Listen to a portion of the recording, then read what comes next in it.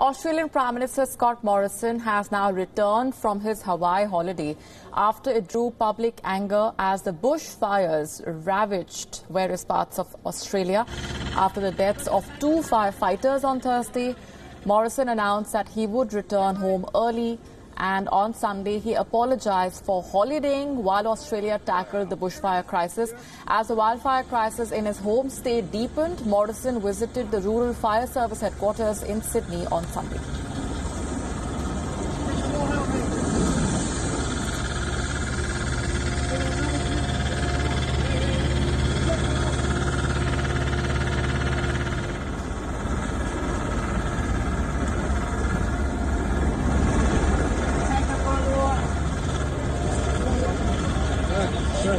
I've got a door. I've obviously returned from leave, and I know that that has caused some great anxiety in Australia, and Jenny and I acknowledge that. If you had your time over again and you had the benefit of hindsight, then would have made different decisions. I'm sure Australians are fair-minded and understand that when you make a promise to your kids, you try and keep it. But as Prime Minister, you have other responsibilities, and I accept that, and I accept the criticism. And that's why Jenny and I agreed that it was important that I return, particularly after the terrible tragedies that we saw late this week. Fires had been burning out of control on Friday and Saturday, with the combination of extreme heat and strong winds creating catastrophic conditions in some parts.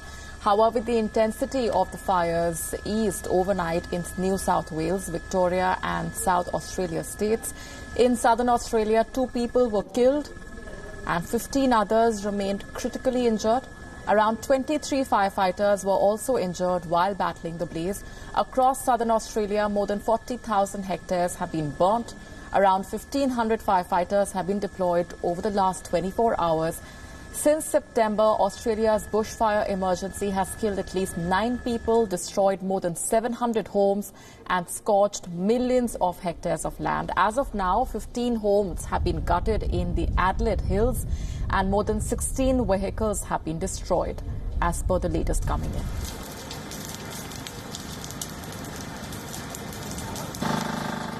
And just weeks after the Italian city suffered its worst flooding in more than 50 years, water levels rose in Venice once again yesterday.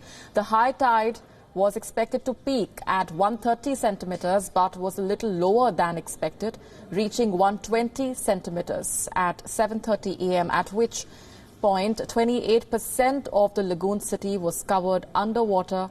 According to forecasts, the high tide will reach the estimated 130 centimetres peak today. After floods that kept Venice submerged underwater in November, recovery efforts are underway to restore the city and help residents return to normalcy. The damage from last month's flooding is estimated to be around €1 billion.